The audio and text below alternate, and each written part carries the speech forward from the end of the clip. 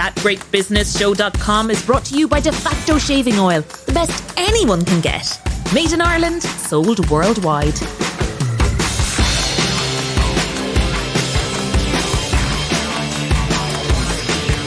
Welcome to That Great Business Show, Ireland's best business podcast. I'm your host, Conal O'Mora. On this episode 39, believe it or not, we have two llamas in studio, and they're going to tell us all the secrets of great merchandising. Now, honestly, we also have a one-time hairdresser turned farmer turned educator who now chairs the SME lobby group ISME to explain its role in having perjurers sent to jail for up to 10 years. And regulars to the podcast will remember Hannah Wrixon, founder of Get the Shifts, who joined us on episode 29 to tell us what it was like to sell her baby. That was her business she poured much blood, sweat and tears into. She sold to a company called FRS. Today, we have FRS in with us to give their side of the story and to tell us all about what is a really, really interesting and diverse business. If you love business and if you love how we do business, please do tell your pals in business to listen to That Great Business Show and to follow us on our LinkedIn pages where you can find out more about the show. Plus, we give followers a sneak peek of what's coming up on the show every week. And as always, That Great Business Show is brought to you by De Facto Shaving Oil, the world's best shaving oil, made in Mayo, sold worldwide. That Great Business Show. People who tried to scam the insurance system by lying to the courts are finally in for a rude awakening. A brand new law means that those convicted of perjury could see the inside of the slammer for up to 10 years and or a fine of up to €100,000. This change in the law is a great example of how lobbying can be a force for good, as the SME body ISME has been chasing our politicians to get this law across the line for years. We should also give a special TeamGBS hat tip to Senator Pádraig Ó Céidigh for the work he has done on the bill in the Oireachtas Machu Aforic. Joining me now is the brand new chair of ISME, Leitrim-based Margaret O'Rourke Doherty, to talk to us about this, about ISME and about her own remarkable business journey from hairdressing to florist to farmer to educator and now lobbyist. Welcome to That Great Business Show, Margaret. Thank you very much. Thanks for having me. Are you mad? Did you take on the ISME chair for any good reason, or you had nothing better to do? No, I think there's lots of good reasons to take on a role like this, and it's one that I'm very privileged to take on. I think the power of coming together, the power of the collective is really valuable. On your LinkedIn page, you may not know this because you may not have looked at it. You know the way that you never look at stuff. You did write once, if I put my name to something, then I'm invested in it. Yeah, that's true. That is very true. You're in there. Yeah, I'm in there. Yeah, I'm in there for the long haul. How long are you going to be ISME chair? 2 years. So it's a 2-year term. So for the next 2 years, you can tell the world that ISME changed the law, or had a hell of a lot to do with the change in the law, to stop the nonsense that was going on with insurance scamming. Yeah, so the crew in ISME, they started lobbying for this in 2017, so it's a long time coming. There's a special thank you to Pádraig Ó Céidigh and those who supported the bill through the channel and through all the way. But it is well needed, and I suppose exaggerated claims, people being able to bump it up has been a crux to us all in business, and not just in business, but also society as well. So it is corrosive in society, when people say, they're scamming it again. It's not just business, it's not just, cars, it's the local communities, it's the community gate, the community areas and spaces as well. So it is really important to us all that this is looked after. So it's something that ISME as a collective, it's been built on for years and worked on for years, but something we're extremely proud of. Lobbying isn't necessarily isn't greatly viewed or viewed greatly in Ireland, is it? No, I think everybody wants it, but everybody undervalues it. And I think it's not until there's a problem that people really see the power of it. So I think more people should kind of really think about what it is and what it means and how it impacts their business or their life in general, and kind of come together and join an organisation like ISME, because it's collectively that we can make change if we don't, a single voice on its own isn't as powerful. There are, 250,000 odd SMEs in the country. There aren't 250,000 odd members of ISME. Why not? Why not? I think there's various reasons. I think until people meet a problem or a bump on the road, I think, people are often, looking for the solution when it happens rather than being proactive and being involved from early on. I think we're looking to change that. We have a large membership as it is. We have, I think, over 10,500 members, which is quite a lot. But we do want to grow that and grow that very significantly. I suppose I'm in Leitrim.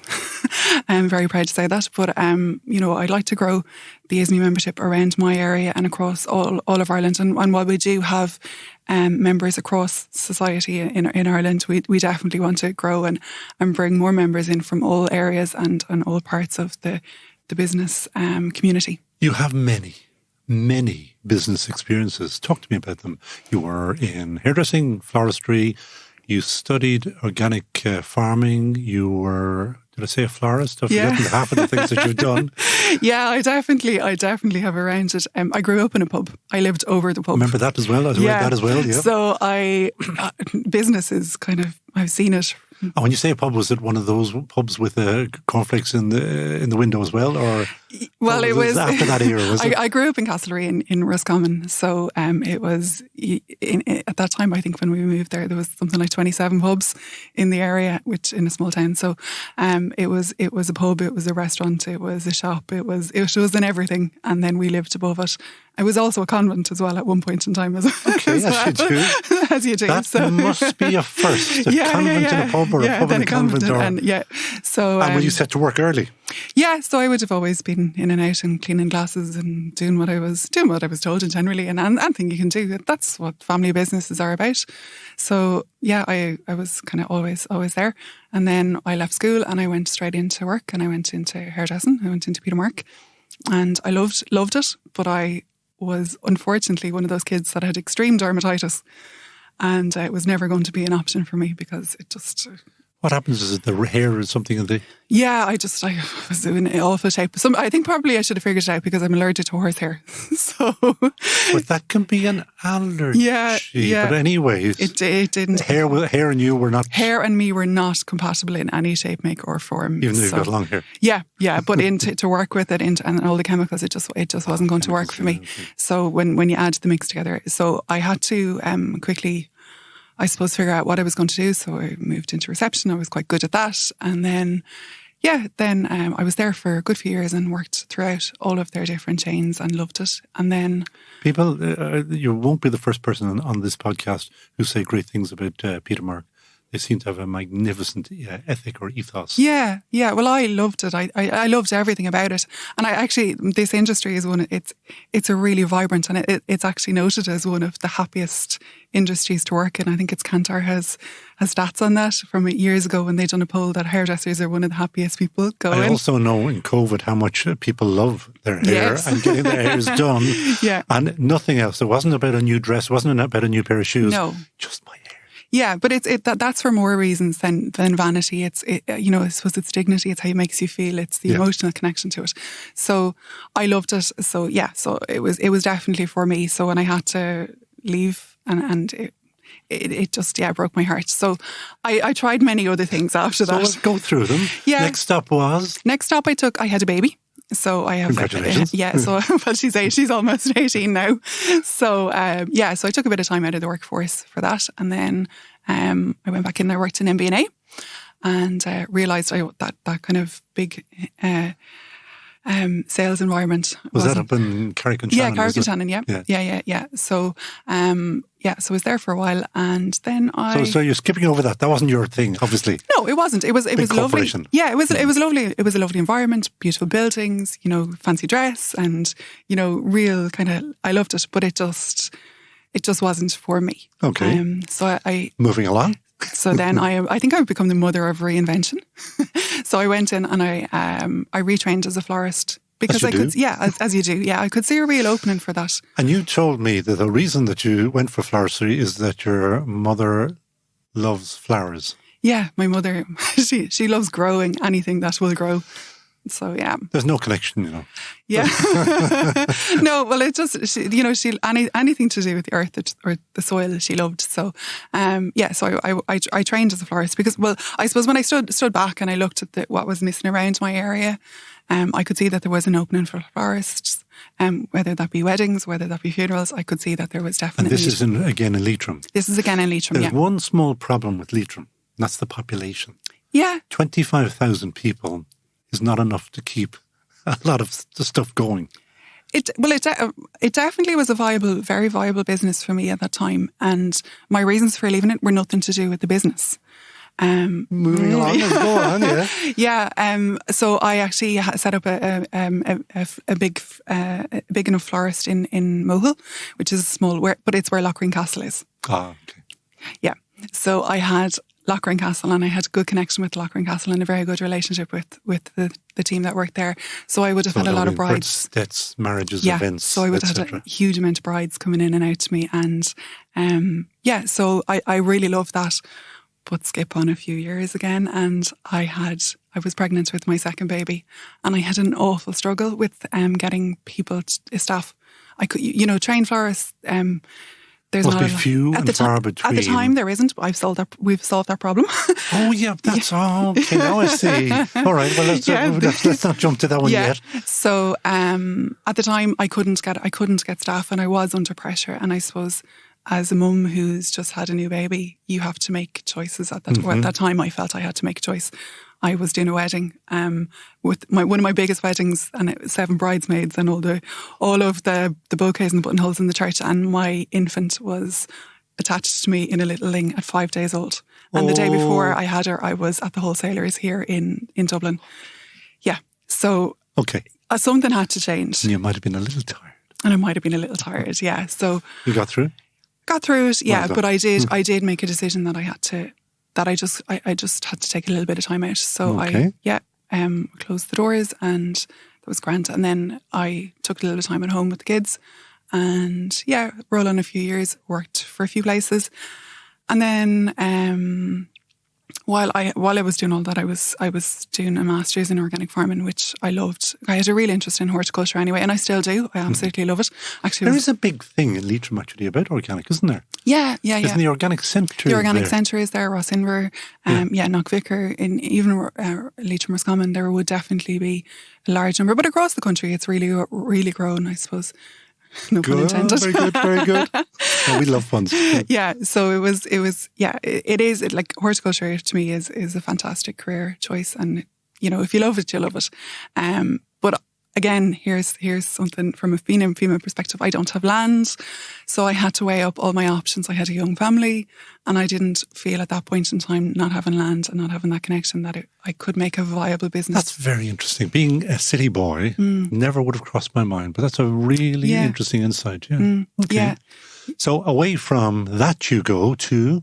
So while I was doing all my studying for my master's, I went into National Organic Training SkillNet, which is funded through SkillNet Ireland and the Department of Education and Skills, and I suppose they would provide education to the organic sector. Explain to people how SkillNet, what it is and what it does. So SkillNet is it's a network. It is there. It's a training network, so it's there to support businesses with enterprise-led training and workforce development. I suppose it's led by the businesses. So if businesses have a specific need, they can come together and they come to the network and design programs that they need. Funded by the state. Funded by SkillNet Ireland and the Department of Education and Skills. Now it is match funded, but it is definitely a very, very valuable asset to businesses, and I've seen this from multiple areas. And what you have done now is gone full circle, because you set up a SkillNet for... Yeah, so I set up a SkillNet for the hair and beauty industry. Called HASBIC? No, Image SkillNet. Okay. And then we also have HABIC as well, the Hair and Beauty Industry Confederation. Okay. So I suppose I could see, and everywhere I went, I was being told about all of the problems. And, all of the problems within the industry and all of this, and everybody had problems, but nobody could give me any solutions. So we sent about kind of trying to put some solutions to those problems. One of the problems was around education. So the SkillNet, so Image SkillNet is there. It's there. It supports. We support a large number of businesses every year with their workforce development and upskilling. And more than that, like I suppose even through the pandemic, it was great because actually businesses were coming to us and, you know, sometimes it was like a counselling session. They didn't know where to go. They knew they had the skills. They knew they were able to do this, but sometimes they just needed a little bit of a confidence boost. So often that happens in business. Yeah. People want to talk to people, and particularly people who know what they're talking about. Yeah, sometimes people were second guessing themselves, and they just needed somebody to say, you've got this, you've been doing this for 40 years or 30 years or 20 years. Now you just need to put it on paper and write the policy for it, you know. And that became, or is, a business. Yeah. So, and that is what keeps you, what keeps meat on your table, if I want to, if you use that term. So like, I suppose we obviously we have the SkillNet there. It's quite a large network. We deal with up at this point thousands of salons every year. Would you? Yeah. Oh yeah, yeah. 1,000, 3,000, 5,000? I'd say probably hitting the 2,000 mark, closer to the 2,000 mark, plus their staff. Yeah. And then through Hampic as well, we would also have a large membership on that as well. Now we did open membership up free. Yeah. Because actually last year we could just see that, you know, of course, devastation. It was just devastation for them, and more than anything, they you know, hair had some element of representation, but beauty didn't, and they just needed support, and they just needed it. They didn't know how they needed it, but they just needed it. So we just opened our membership up, so we would have thousands of salons across the country involved in that. So it's great, and it supports a team in Leitrim for us, but also more importantly, it supports those thousands of businesses across the country. Like we've, even through Image SkillNet, we've, like, everybody assumed that there was an apprenticeship in hairdressing, and there wasn't. So now, is there not? No, there is now, but there wasn't. When was that introduced? 2019. We got the programme validated. But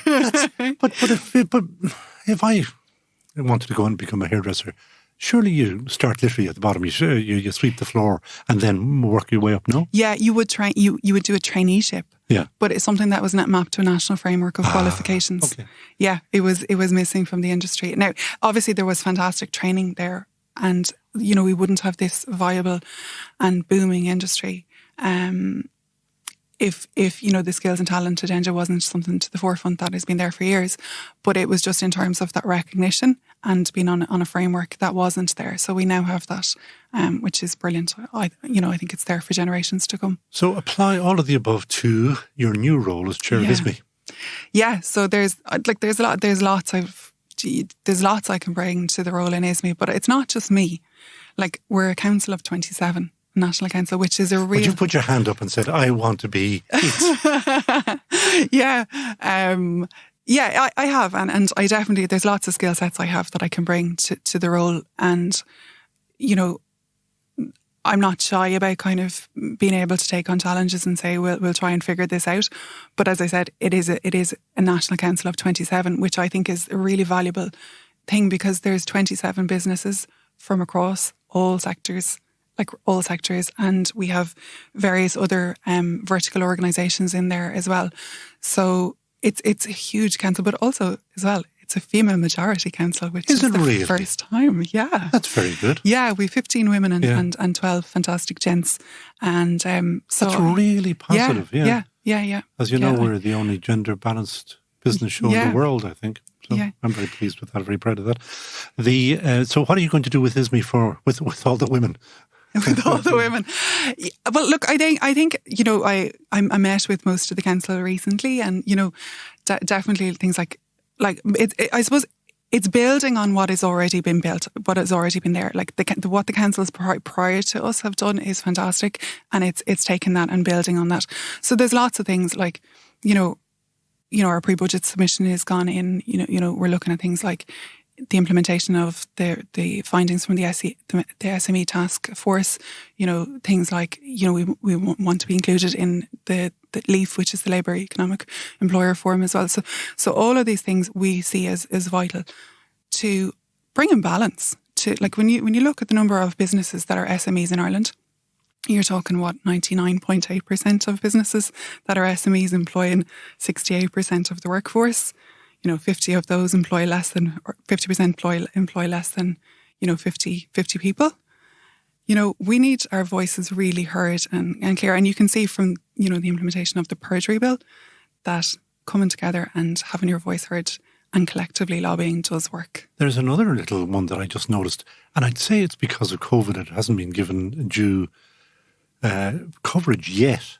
But did I see, it looks like the government is talking or suggesting or implying that social partnership is going to make a reappearance. Did you see that? I did. Discuss. Anybody who doesn't remember what happened with social partnership should take a little history lesson on this. It doesn't end well. No. I think you can't discuss anything until all the players are around the table and all voices are heard, listened to and recognised, But, I always come back to it from my perspective. I often find the way businesses are often seen, and particularly small businesses, I've heard the term vested interests thrown around so many times. I've heard different terminology used around businesses. And I think unless you have a really strong functioning business sector, you don't have any of the other elements. You don't have a functioning health system. Happens. You don't have functioning, taxes. There are no taxes. Yeah. So I think we just need to step back and start to look at things from a different way. So will it happen? I don't think so. It didn't happen before. Don't give up already. Yes, we will. It will. I've worked around the business area for many, many decades now, and I'm never going to give up. But I have actually seen, you're considerably younger than I am, I have definitely seen a big, big, big shift in people's view of businesses. Like it's no longer, men in suits with cigars. No. People just see fellas or women with their sleeves rolled up doing a day's work. Yeah, there's the business landscape is definitely changing, and I suppose our council is representation of what the business community more looks like, but it's to start to get it more. It's to start to get our voices heard, because what is good for big business is not necessarily good for small businesses, and unless those very different things. Very, very different. I've seen that all my life, and I think small businesses are sick of having decisions made for them. And look, there's always an element of that, but it's just unless your voice is really heard in that mix, then there is a problem. And look, we want, and there's also the other side of that, it's not just about the business, it's about the employees, the value of the culture and all that sort of stuff. But unless you have the foundations of business and the support of businesses, and of those 99.8% are micro and SMEs. So why is the focus not on that? And the G7, you know why. I do know. I do know why. But even we had the G7 last week, and the talk around corporation tax and a move to 15% from our 12.5%, and but there's this massive focus on foreign direct investment but not enough focus on our Indigenous industry and growing that. It's always surprised me. Taoiseach has not taken it and run with it and championed it. It's sitting there to be done. But anyway, there's a lot of things in this country that need to be done. I'm going to have to wrap up because I need to know about this thing we do. Who would you hire in a heartbeat? I actually found this really challenging. Did you? Yeah. Because you had so many to choose from. Yeah, I had so many to choose from, but I suppose I would, from my own personal perspective, I suppose money isn't my motivator. So I was kind of saying, who would I hire in a heartbeat? And for me, I think it would be the Vice President of the United States. Kamala. Yeah. You wouldn't be the first person. Yeah. I just think, she's... Do you think would she join? I know it's pie in the sky stuff, but I think she is the first. She has changed things for many women, and she is somebody to be really championed. And there's a lot of positives. If I was to come more closer to home, I think Sarah McInerney is another fantastic lady, and not afraid to ask those questions and probe deeply. But hang on a second now. Does she know anything about business? I know she's not afraid to ask those questions and probably put her shoulder to the wheel and get in it and be hard. She'd be a very good board member. Yeah. All right, we'll tell Sarah that you're looking for her. That's only because you just want an easy ride on the No. I've been on with Sarah and she didn't give me an easy ride. And actually, to know something, I respect her for that. So, good. Very good. Yeah. You will join us again, I hope, on That Great Business Show, because there are many, many, many other things that ISME will be doing, I'm sure, under your tutelage. So congratulations, congratulations on being appointed the chair for 2 years. That is Margaret O'Rourke Doherty, chair of ISME. Thank you so much for joining us on That Great Business Show. You're listening to That Great Business Show. ThatGreatBusinessShow.com. Every week we ask listeners to consider making just one small change. Switching from shaving foam to the world's best shaving oil, Mayo-made defactoshave.com, means you will no longer add to the 20 million cans of shaving foam sent to landfills in Ireland every year. A €13 bottle of De Facto should last you more than half a year, so it's good for your planet, your pocket, and your skin. Buy it now, defactoshave.com. Conobio, That Great Business Show. FRS stands for Farm Relief Services. It's a multi-million euro social enterprise co-op. It's active in every county in Ireland and incorporates a range of businesses that employs a staggering 2,000 people.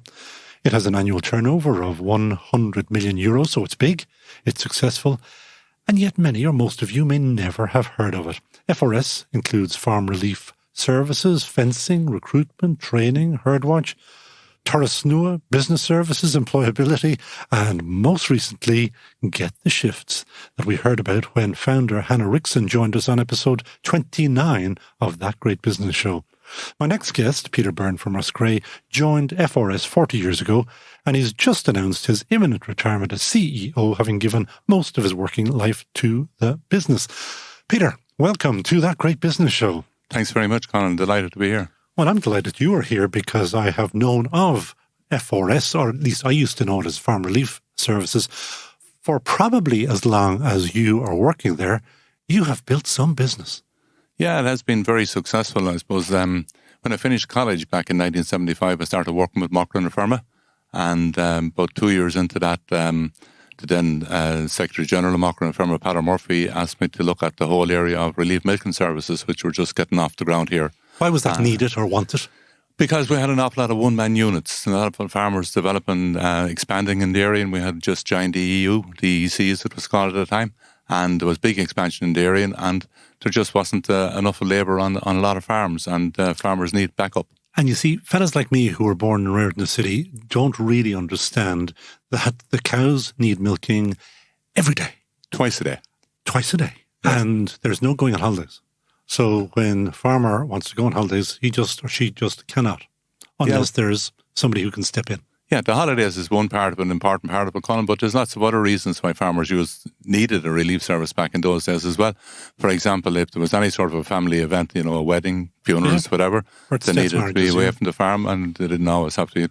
If they had a young family and wanted to be involved in sports of any type and, get involved with their family in that. And then there was the other sad side of it, when farmers were either sick or had a death in the family or whatever, and they needed backup. So those were all the reasons. And at the same time that it was developing here in Ireland, it had been sort of developed a little bit further in Holland. And over the coming number of years, we actually looked a good bit to the Dutch farm relief services and sort of based our service around what they had succeeded in doing. You are down here as a social enterprise co-op. What does that mean? Well, co-op, part of it is started off. So we're farmer-owned cooperative. We're set up by farmers for farmers. Our shareholders are all farmers. How many shareholders do you have? Well, we would have about 5,000 in the national co-op. And of those farmers, none of them get any dividend or anything out. All the money is reinvested in the business. I was going to ask you that. Okay, yeah. Okay. So they put it in the shares. And to be honest with you, Conal, some of them wouldn't even remember at this stage that they put in shareholding into it 40 years ago, because it wasn't a big thing. It wasn't like putting money in. How small was it? A £1 shareholding just to get it off the ground. And you got £5,001. Was that it? Yes. Wow. Over time. Wow. And that's where it started from. And now you have built 2,000 people plus €100 million turnover. Yeah. That's some growth. It has been fantastic. And I would have to acknowledge that we got support in the early years from the dairy co-ops. We approached all the dairy co-ops and asked them to help us with a development fund over a 5-year period. And we asked them for a funding in proportion to their size at the time. There was the big six at that time, Avonmore, Waterford, Kerry, Golden Bay and Mitchelstown and Ballyclaw. and all of them, including right down to the smallest ones in the country, all contributed. And that helped give us a bit of a foundation to get started. Then subsequently, the government set up, you might remember, the Youth Employment Agency. And a guy by the name of Niall Green took over as CEO of the Youth Employment Agency. And he was a fantastic guy. And we made an application to Niall. He came down and met us in our little rented office in Roscrea. And he had confidence in us and he gave us money, which helped us move actually from having part-time managers to full-time managers. That was really what helped us get. Now, I know what you're going to say. You say, oh, no, it's the team. But the team, or the top of the team, has been you for a long while. What's the secret? What have you done right over those 40 years? Well, I suppose the ethos of the organisation is always a sort of a cooperative, honesty, and dealing fairly with people. And those are the things. I don't think there's any other magical formula that I've done. You must have had rows with people. You have occasionally rows with people, but you don't, you move on. You're never going to get 100% consensus on everything. So you discuss, you tease things out. And didn't have much rows in the beginning because I was there on my own, so I hadn't anybody to fight with. But over the years... I've met fellas who can fight with themselves, I can tell you. Over the years, we grew. And, I suppose that working in farming and the co-op side of farming, there was a great commitment, a huge commitment from farmers. Like, that should never be underestimated when you think back of what has happened in farm relief services. That all those early days was local farmers coming in at the end of their day into a room somewhere in at the back of their local pub or the farm advisory office or someplace, and sitting down and discussing how to get a relief milking service going in their area. Because originally they were all independent cooperatives. There was 33 cooperatives there at one stage, and through a series of amalgamations down through the years, there is now just 6 cooperatives. And most of that area is now sort of under one national umbrella called the National Co-op Farm Relief Service. What is, there are so many businesses that you actually get involved in. What are the ones that are thriving and what are the ones that will probably have to just disappear over a period of time because, their day is done? I think, you won't believe this answer, but I don't think any of them have their day done. They all have potential for the future. Obviously, one of the first areas that we diversified into was FRS Recruitment, and that's a regular recruitment agency, just the same as any other. Unique in that it is the only farmer-owned cooperative recruitment agency in the country, and therefore there's nobody taking any money out of that. That's all reinvested in the business continuously, and that's grown, and that has a turnover at this stage of over 18 million. And what made you decide to buy Hannah Wrixon to get the shifts? Because we're always looking at new ideas and new options, and I think the model that Hannah had developed fit in very well with what we were trying to do. We have a lot of temporary workers already working in FRS Recruitment. Hannah had developed a model for engaging temporary workers through her app, which we think was a great idea. Unfortunately, for the last year and a half, due to COVID, her business had to be sort of put on the shelf more or less. But we see Hannah's business Get the Shifts as a wonderful addition to what we have, and we have great belief in Hannah herself as a businesswoman, and she'll develop more businesses along that line. What about the future for farming in general? Now, I know it's a massive question, but we've just seen Britain, the UK and the Australians sign off a deal which does have beef implications. What's your absolute gut about the future of farming in this country? Well, a lot of our farming industry in Ireland is based around dairying, and our dairying industry at the moment is going very well. There's always going to be a need for food products. There's always going to be a market for milk, and I think we're very well established being able to produce our milk from grass, grass-fed animals the whole year round, either outdoors for 7 or 8 months of the year and indoors for the other months on silage. So I think that gives us a very big advantage. Look, there's a big issue there at the moment. We just last night had the climate control bill passed by the Dáil here, and that is going to have some repercussions for farming over the coming years. But the one thing that the farming lobby has to indicate to the government is that farming is actually a positive contributor to climate control and is actually, by sequestering carbon into the soil, we're actually taking carbon out of the atmosphere rather than adding it to it, and that's just not understood enough. And maybe we as an as a farming business haven't got that message across enough to the government. But that's a strong. There is a possibility for in the future that farmers may be able to actually trade carbon. You told me earlier that you have a reasonably large number of children.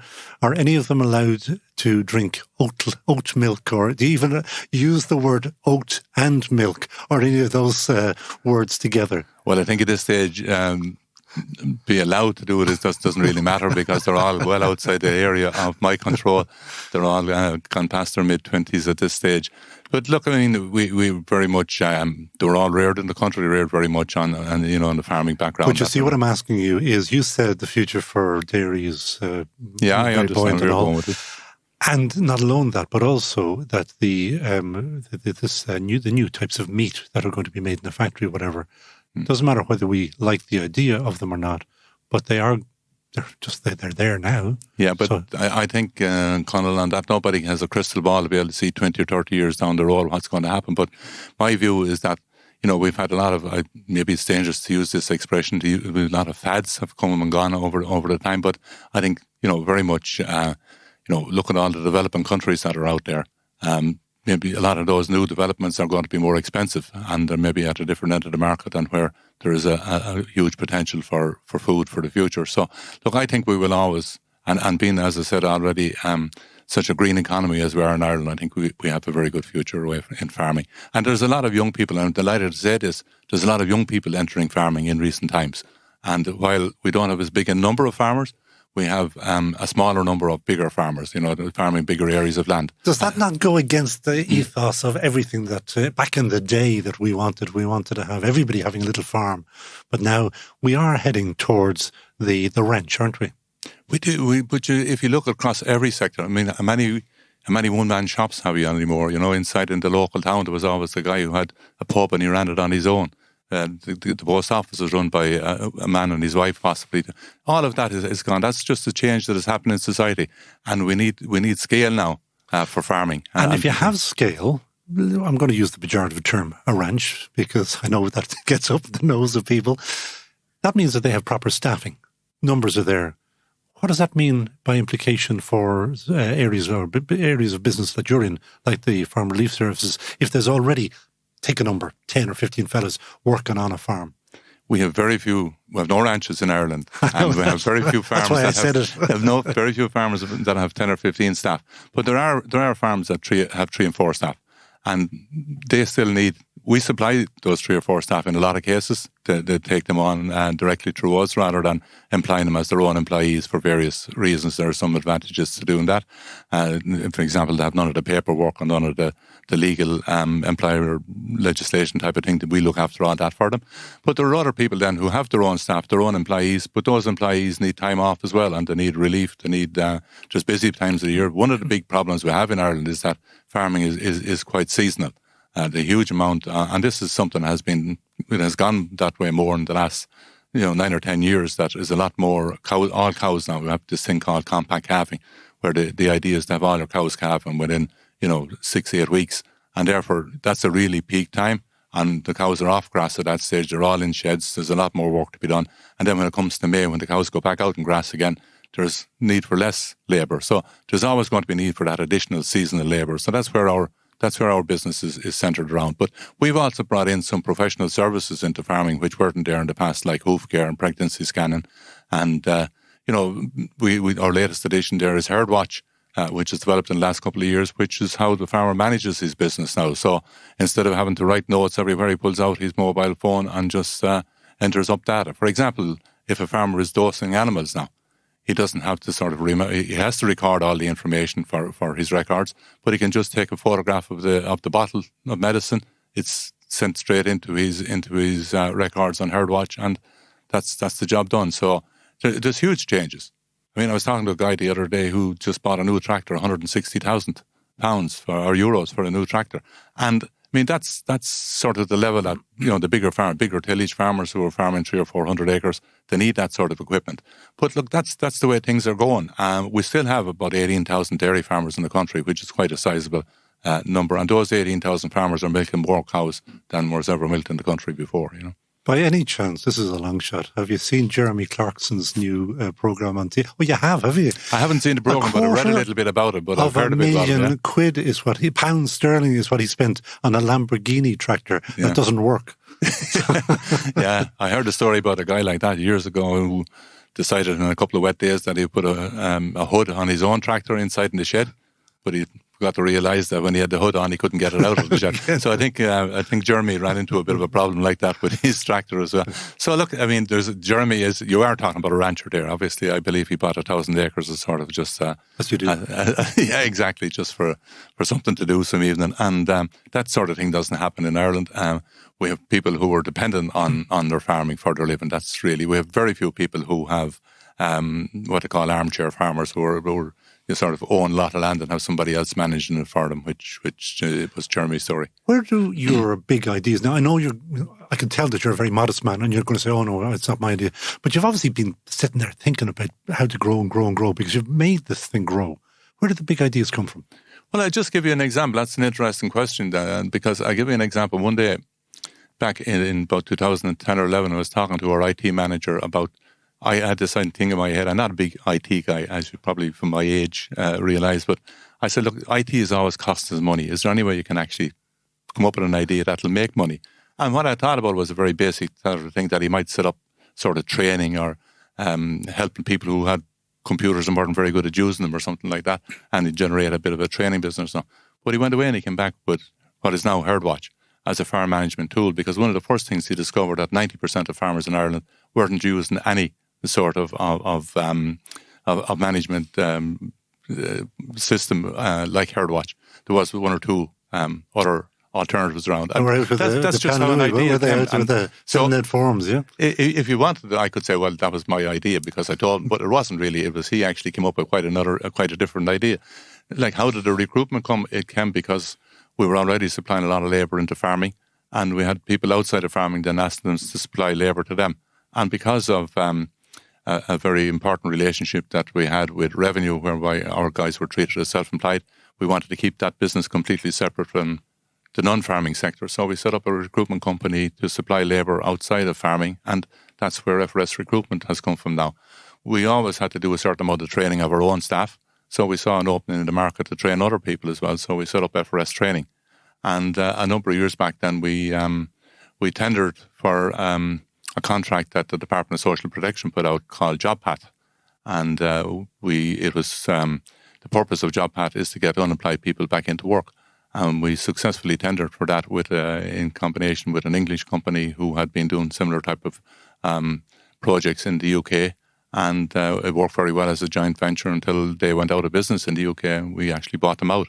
And we now have that contract completely. So it's a completely new, if you talk about, we started off milking cows and we now have a contract with the Department of Social Protection to get people back into jobs. My antennae have gone up now because of the UK. Are there opportunities, or are you, first of all, are you 26 counties or 32?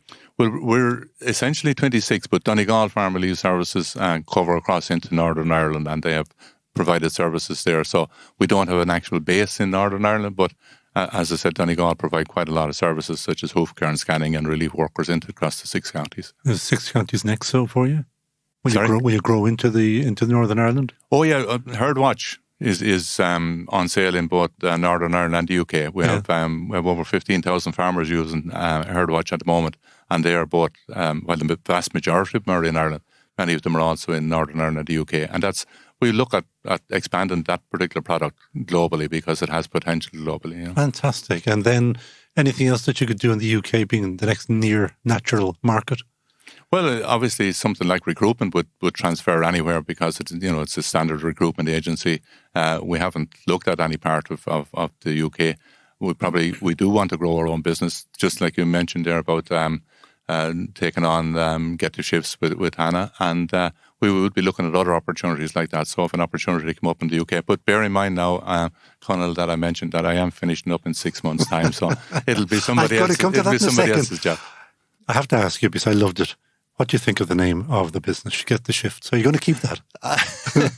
Yeah, it's a very good question. I suppose the first time we mentioned it to our own board, we had to sort of, they're coming from the same sort of generation as myself when Get the Shifts meant something completely different. So, but look, at this stage, we haven't really decided. That sounds like you're going to change it. Don't change it. It'll probably have to be called FRS Get the Shifts anyway. Yeah, so, that's okay. Yeah. Or Get the FRS Shifts. I don't know which one. Maybe that works as well. What are you going to do next? Well, look, I've another 6 or 8 months to work with the new group CEO when he or she is appointed, and I look forward to that. I think it's extremely, if you give your life to something like I have, I think you really want to see that transition happen and happen as smoothly and successfully as possible. And I have every confidence that will happen. And when that happens next February, when I'll be 70 at that stage, and I will be looking forward to sort of riding off into the sunset and spending more time. You're not going to put the feet up. You have too much energy. You're one of those people. What are you going to do? Well, I have, as we mentioned earlier, we have 7 children and we have 10 grandchildren at the moment. Yeah, they are, but they still need looking after, Even the babysitting is an important part. No, I would I am actually looking in the near future at sort of retirement planning, and maybe I've left it a bit late looking at it, but I have the energy, like you say, and I'm not closing my mind to anything. I'll see what might come. Go on, shout it. You're open to non-executive directorships. You'd be brilliant. Well, that's not for me to say, but no, look, I'm saying it. The one thing I do want to do, Conal, that I have my mind made up, is I don't want to go back into a full-time role of any type. But if there was something else there that I would be interested in, and I would think that I would have something to offer, then that's something I would certainly look at. But I would only take on something that really means something to me. I think I spent my whole life working with people. Our business is all about people. If you think of everything that we do, we supply relief workers, we're a recruitment agency, we're a training company, software as a service is providing, Herdwatch is providing services to farmers. The tourist new thing is all about getting people back into jobs. It's been hugely successful. We did a major contract a couple of years ago with Teagasc on delivering an environmental scheme, all of which I think are good for the country, good for the environment, good for the community that we live in. And that, if something comes up that interests me, I would. You love your GAA. You'd be a brilliant bonnet store, wouldn't you? No, I went through that already in our local club, and because I had I was thinking a bigger stage. Because I had a few sons playing, it wasn't the best idea. It's never good to be the bonnet store when you have some of your own family still playing. But look, I love the GA, but at club level, and what's even great now, I go up on a Saturday morning with my grandchildren and see them. The number of young parents that are up there coaching kids, it's fantastic. It's really fantastic, yeah. Who would you hire in a heartbeat? There's somebody that I have huge respect for over the last 15 months because of the whole COVID thing, and it's Dr. Tony Holohan. I think he is a fantastic communicator. I think he's had to deliver really tough messages. We all like to get on and deliver good messages and be able to tell people good news, but when you have to come on and deliver the sort of messages he has to deliver, I think it's been a very tough thing. He's obviously gone through a very tough period in his own personal life during the same period of time. And I think he's done a fantastic job. And if you could get somebody with his honesty, his communication skills, and obviously his expertise in the field that he's working in as our chief medical officer, that's someone that certainly comes to mind, because like I probably had heard the name Dr. Tony Holohan before COVID, but not very much. But I mean, just a funny little story about that. Actually, we were sitting down to dinner one evening at 6 o'clock news was on television, and my 4-year-old grandchild was there, and he says, "What's the numbers like today?" So that's the sort of impact that was happening at the time. Every evening we were coming out and we were sitting in front of the television and listening to what was happening. And I think he led us very successfully through a difficult period. Let us hope that we have seen the back end of it. And let's hope so. Your little 4-year-old or 5-year-old now possibly won't have to ask those questions again. Yeah, good. Yeah. Peter Byrne, thank you so much for joining us on That Great Business Show. Thank you very much, Conal. I really enjoyed the chatting. Best of luck to you as well. Thank you. Subscribe today to That Great Business Show on your favourite podcast platform, including Apple and Spotify. Do you know what happens to all of those empty shaving foam cans? Well, in Ireland, 20 million of them are sent to landfill every year because they're officially deemed to be hazardous waste. This landfill pollution is completely unnecessary. 1 bottle of de facto shaving oil is the equivalent of 10 cans of shaving foam. Switching from foam to the world's best shaving oil is the simplest thing you could do to help keep our planet clean. DeFactoShave.com, saving the planet one shave at a time. Backing great women-led businesses on every show. That Great Business Show. Now, as promised at the start of the show, we have not 1 but 2 llamas in studio next. They're here to tell us in llama language why bad merchandising destroys online sales. They want your business to stop losing customers due to sloppy content.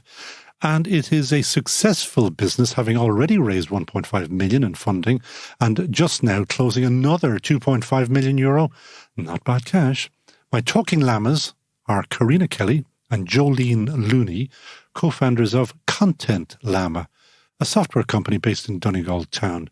Their business helps display product images and matching descriptions in a way that people respond to best, and drives online sales for global clients that include Walmart, Intersport, and The Loop, that's part of the DAA. So welcome to That Great Business Show, Karina Kelly and Jolene Looney.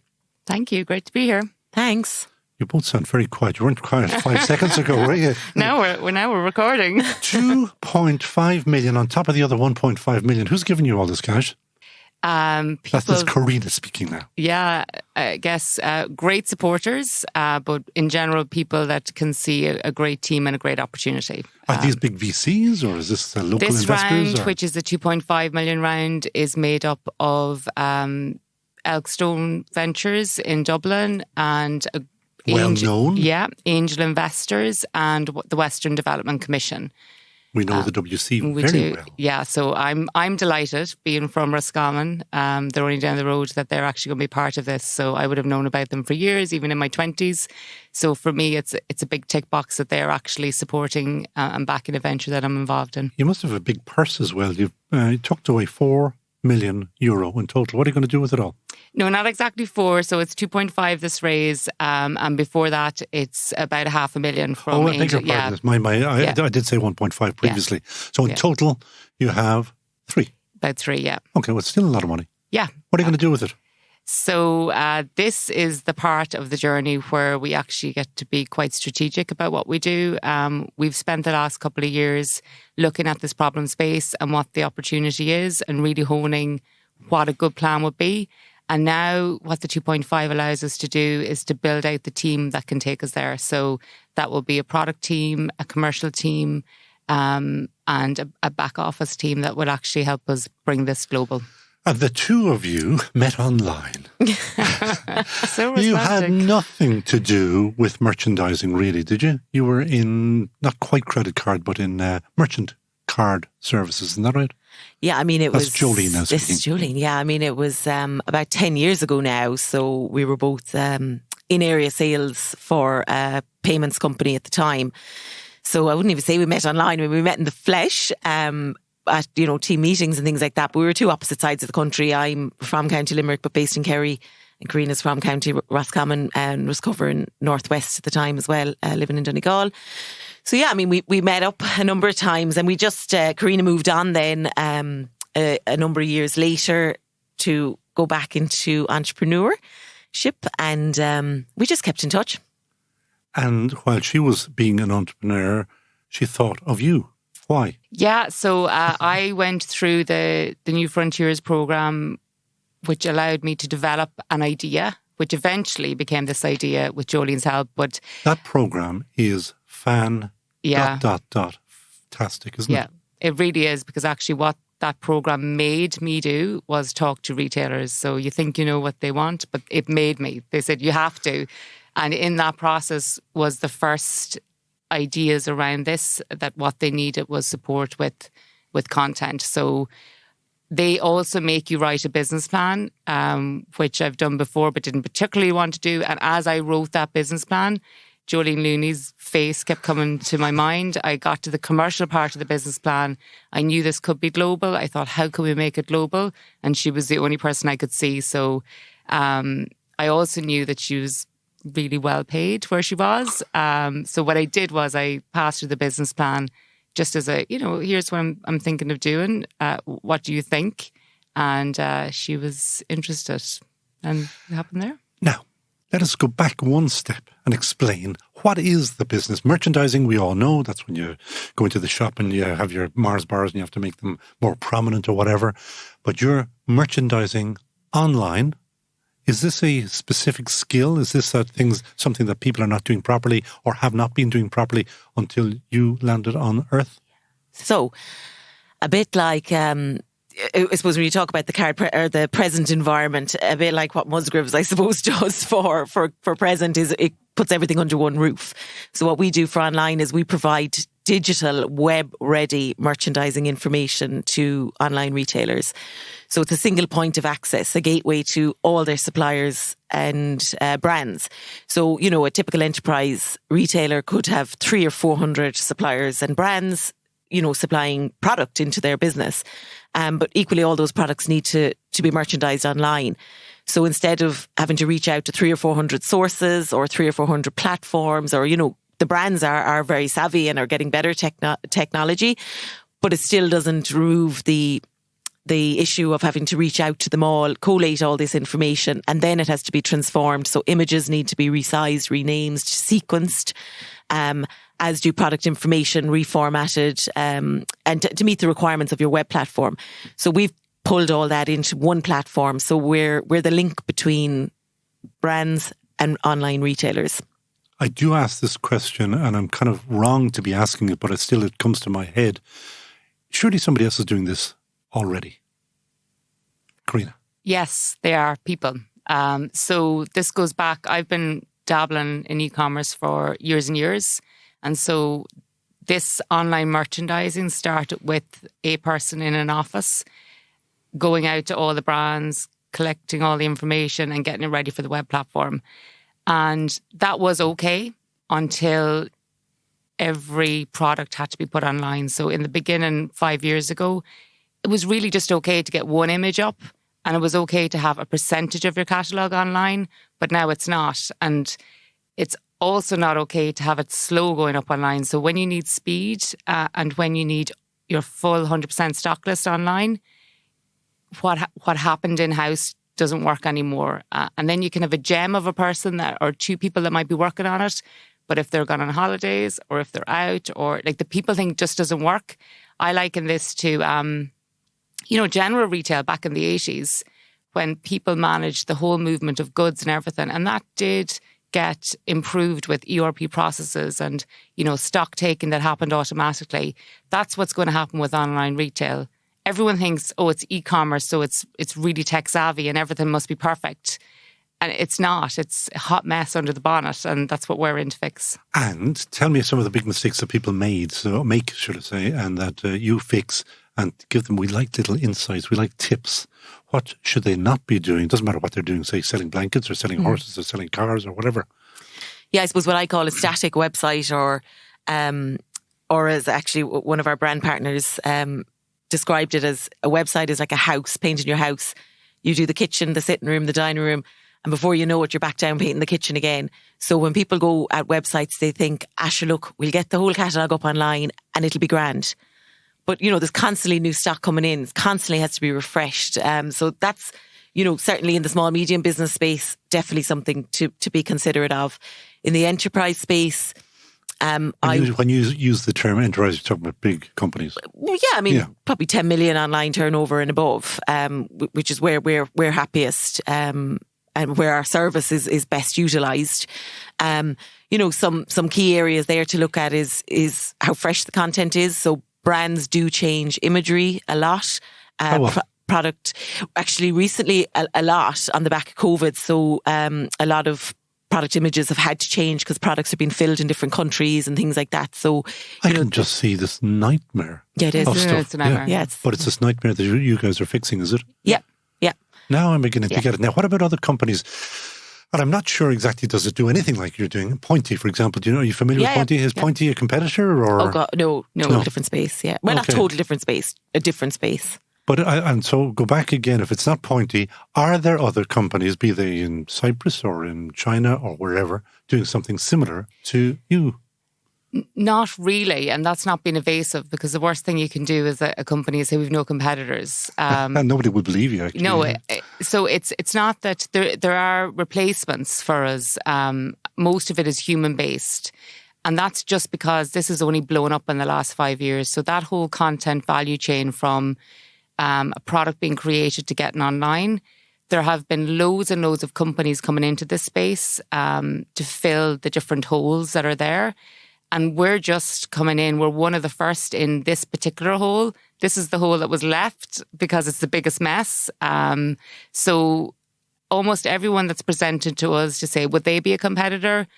We kind of go, kind of, but they're more likely to be a partner. it's such a new value chain that all of us companies in there are much more likely to work together to give the retailer or the brand, if they're on that side, a more fluid product in the end of the day. I'm looking at your client list. It is very impressive already. For example, the one, it's actually more correctly called Moose Jaw, but it's a Walmart company. Who found or who got you Walmart? Well, I mean, we actually spoke to them, was that 2 years ago in NDRC? Yeah, 2019. Yeah, 2019 we did the NDRC Accelerator Programme. And through that, again, there was more, market discovery and adding to the idea. Was that a chance meeting, so down at the NDRC? Or? Well, it was just Gary Layden introduced us to the CEO of Moose Jaw and said, look, they're one of the biggest retailers in the world. Just make sure they have the same problem. And they do, like you said, that they don't have a technical solution to solve this. And they didn't. Happy days. Yeah, basically Owen, the CEO. When you found that out, both of you, what did you do? Did you go, yes? Yeah. We put them on the pipeline. We put them in the pipeline and we said, okay, what are the next steps? And he kind of jokingly said, sure, come back to me with a solution and we'll talk. And I'd say he thought, I'll never hear from those two again. And were you talking just about the two of you? It was just the two of us in the company. Yeah. So 2 years ago, it was just me and Karina, and we had no technology built. So this is before we'd built the tech. We were just really in discovery mode. You had a dream. The dream. We had a dream. We knew there was a problem, yeah. Yeah. And then we came back to them a year later with a tech solution, and they bought it. And they're still a customer today, and they've double, tripled their order now. Yep. So we're full service for this fall. So about... Oh, this fall, I like that. You're talking American. Yeah. So we've 20,000 new SKUs, new products going to them before the end of July to hit the online shelves. Yeah. New products. Yeah. That's outside of maintenance, image changes, and stuff like that. Did you call them SKUs? Yeah, supplier code identifier. It's SKU, it's just in the terms. Okay. So because we're always looking for to try to help those who join TeamGBS, as you have now joined, is who are you looking for, the ideal customers? Like, what you say, 10 million online turnover minimum. Well, give or take, we won't fall out over a couple of million. But so your ideal client is? Ideal client is an online retailer, multi-brand. So that's the whole thing, So a lot of people say to us, would you not work with, let's say, Lululemon or something, a brand selling direct B2C, business to consumer, happy to chat with them, but they're not an ideal client. An ideal client is a multi-brand retailer, like here in Ireland, maybe Brown Thomas Arnott's. We have a nice relationship with Brown Thomas Arnott's because they have, in fact, coming up very soon, they will be announcing their Pitch 21 winners or shortlist. I saw that. That's amazing. So we had them on the show. So multi-brand, large online retailers who are serious about online being their play and getting behind it. That's really where we excel. And where are you going to find them, say, worldwide? Do you use LinkedIn or do you use the old telephone book or how do you link in to another Walmart type company? Say Inditex, would that be one for you? That's the Zara's. In time, so right now we specialise in sports and outdoor apparel, beauty, cosmetics and personal care. So they're our key sectors, but we will be branching out as we enter more into the department store space. So obviously we do duty free. So that has us in an element of luxury retail, and that's fine. But our plan is to dominate those sectors and then move on to the next. Dominate. You have all the buzzwords. You have to crack a few eggs to make an omelette. Go back to the 3 million. What are you going to use that for? Have you a tech team or are they in place already? Or We split our raise this year, so we had a number of advisors and people in our circle that were interested in investing. So we took on a safe note for 500,000 at the beginning of the year. What? A safe note. It's kind of like a version of a convertible loan note. Okay. So simple agreement. And that allowed us. So usually what happens with startups is that they say, okay, we're going to raise 2 million, and then they wait 6 months to raise, and then they put the team in place. But that has allowed us to start putting a team in place earlier because we were confident that we would raise our funds pretty quickly. So, and where is that team? Ireland or abroad? Or they are based in Ireland, Portugal, Spain, love it, Ukraine, South Africa. How do you manage that? I mean, geez, you need another software just trying to manage all of that. Coming on from Holland. Yeah, we're getting used to it. Yeah, so it's. But if Mary in Holland and Jack in Portugal, well, first of all, they're they're near enough in terms of time zones and all. But are they all talking to each other, or are they all on different projects, or? Different teams. So we have the engineering team, the content team, the biz dev team, which Joe's just been building out recently. And yeah, everyone's. It's not easy because we built from being remote, and today we just met some of our team for the first time in Dogpatch Labs. So we've hot tests there, and that was actually amazing. I was just saying to Joe, the difference between able to have a conversation just for 5 minutes across a desk rather than, oh my God, doesn't it? Instead of having to say, oh, we need to have a Slack meeting or a Zoom. It was lovely. It was so lovely. So we need to put strategies in place to get more of that, even with the guys that are outside of Ireland. So that's the plan. And I also shouldn't say this because it's obvious that it isn't a problem, but being based in Donegal, any issues? No.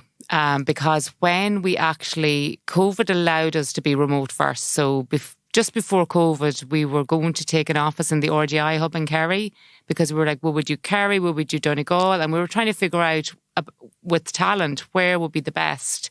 But it doesn't matter. It doesn't matter. It doesn't now, but it did at the time. There was a lot of good talent in Kerry coming out from a tech perspective. So we kind of thought we'd pitch up there. I'm obviously based outside Killarney, RDI hub, big fan, hey Liam.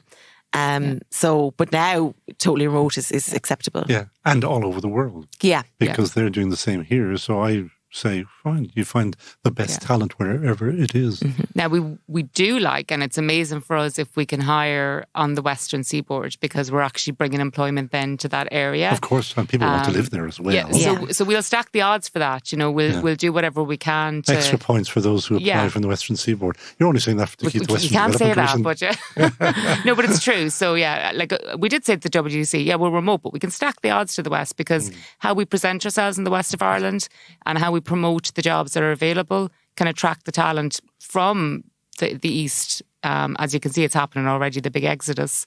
So we're happy to... Anyone out there looking for a job? Are you hiring?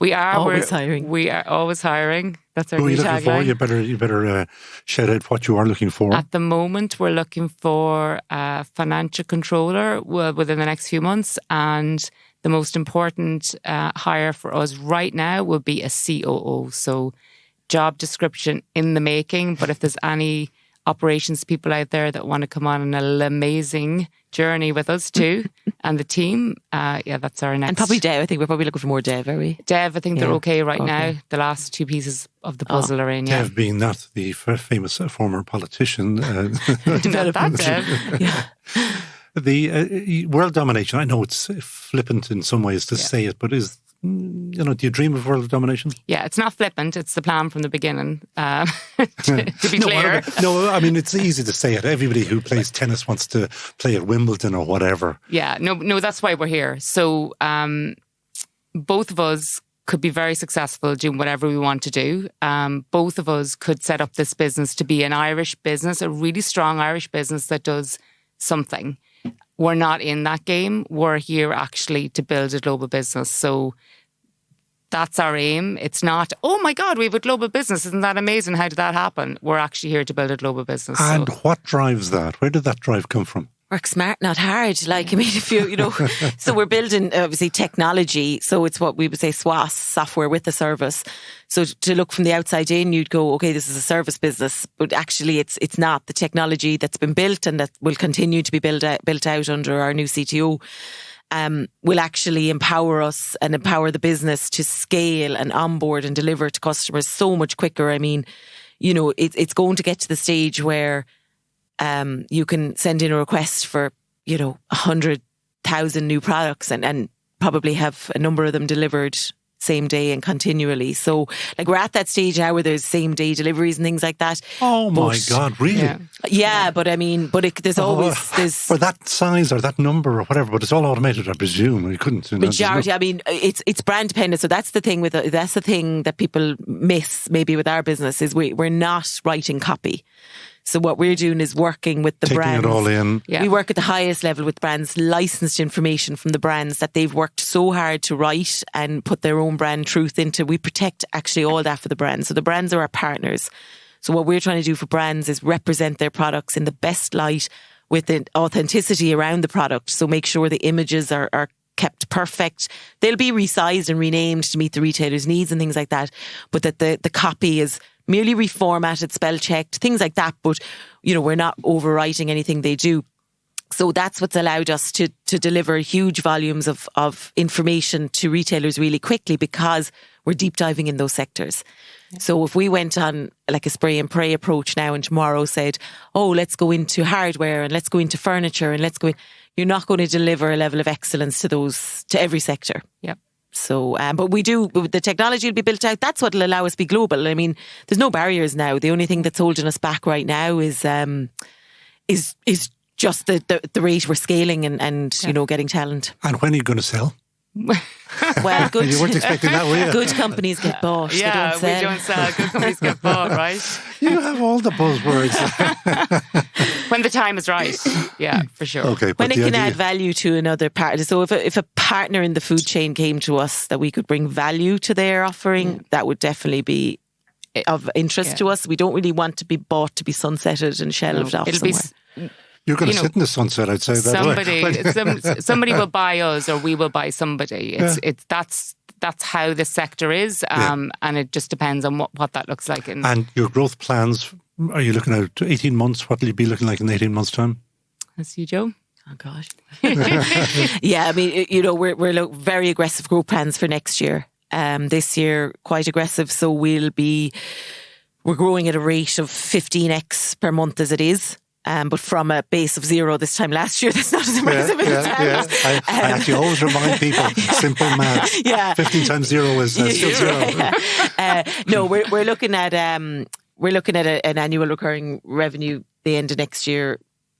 You don't have to Can I say the number? Yeah, no. Very impressive. We don't mind because we understand business. Sometimes you have to keep things wrapped. Listen, before I let both of you go, I hope, are going to tell me who you would hire in a heartbeat. Or did you choose one, or did you choose two? She already hired her favourite. Good one. If she wasn't available. Who would you hire? It's two different people, actually, but they would work well together, I think. I'm going to go for Tobias Lutke from Shopify, the founder of Shopify. Oh, yeah. He, I've listened to him on podcasts and how the business came from nothing, basically. So he'd be one of my top, And Jolene? I would go Simon Sinek. Okay. Yeah. Just to keep us empowered and on point. And you're not the first person to really? Choose him. No, that's interesting. And do you, either of you, both of you, read all the stuff that these people write, or Yeah, mainly listen, to be honest, to the audios. But I would read a lot. But I rather the listening of them. Yeah. That's nice. You're now on podcast, so you can be listen back to yourselves. And this is now down as an official legal record. Remember, so everything that you all the promises you made. I'm glad I didn't say that. All the promises that you made to your investors, isn't that right? It's all there. So listen, please come back to us in we'll put you into the diary for half a year. No, we'll make it a little longer. 12 months. 12 months time. Yeah. So I want to see what's happening, because I think you're onto something huge. I hope you are anyway, We are, And you do believe in this. Yeah, 100%. We do. We just need to make it happen now. So that's, the next 12 months will be amazing. Good. And based up in Donegal, how nice, and you're down in Kerry. My family home place, Okay, that is Karina Kelly and Jolene Looney, co-founders of Content Glamour. Thank you so much for joining us on That Great Business Show. And that is it from That Great Business Show. And this our 39th episode. As always, my thanks to the team here at Dublin South FM Podcast Studios. It was a first for sound engineer Alison O'Dwyer, who had to prep the studio for 2 llamas. Get it? Oh, God. It's worse, isn't it? Llamas Day. The Picasso of sound, Peter Rice, will do some further brushwork. Get that Picasso brushwork? Oh, God. On us later to guarantee our position as the world's best sounding podcast I have to write this stuff, you know. This doesn't just happen. No, it's beautiful. His book will hit stores soon. And today's Gurav Mahagats go to Maeve Hooley at ISME for sending us Margaret O'Rourke Doherty, Jimmy Healy at cogency.ie lined up Peter Byrne, and grazie, see what I did there? To Malta-based to Joe Crunya of the Finesse Group for suggesting the Lama ladies to us. Mila buejas to you all. Please, please, please keep them coming. If you know a business that needs to be featured on Ireland's Best Business Podcast, send details now to producer@thatgreatbusinessshow.com. You'll find all you need to know about what we're looking for on our website when you click on the Share Your Story button. We're in business. So if you're in business, why not tell others about it by advertising on the only business podcast that does business differently and does terrible puns. Do also follow us on our LinkedIn page where we have some bonus material, including our sneak peek every week. Finally, my thanks to our sponsor, defactoshave.com, the world's best shaving oil, bar none. Try it for a week, and like me, you will be a forever convert. So from me, Conal O'Moran, until next week, slán.